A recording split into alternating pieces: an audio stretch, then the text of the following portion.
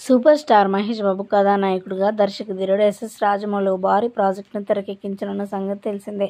తాత్కాలికంగా SSME29 అని ప్రచారం చేయబడుతున్న ఈ సినిమా కోసం సినీ అభిమానులు ఎంతో ఆసక్తిగా ఎదురు చూస్తున్నారు.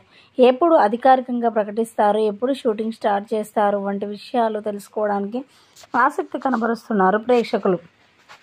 ఈ నేపథ్యంలో ప్రతిష్టాత్మకంగా ప్రాజెక్టుకు సంబంధించిన కొన్ని వివరాలు సోషల్ మీడియాలో వైరల్ అవుతూ ఉన్నాయి.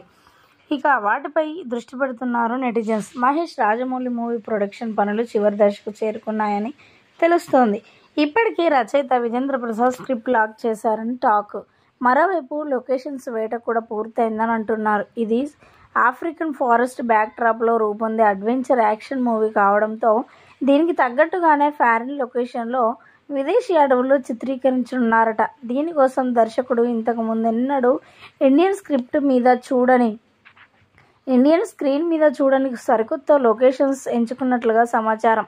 వెండితెర మీద విజువల్స్ వండర్స్ ఆవిష్కరించడానికి కృషి చేసే రాజమౌళి భారతీయ చిత్ర పరిశ్రమలో ఇప్పటివరకు ఎవరు చూడనటువంటి సరికొత్త ప్రపంచాన్ని క్రియేట్ చేయబోతున్నారని విజేంద్ర ప్రసాద్ గతంలో ఇంటర్వ్యూలో చెప్పుకొచ్చారు.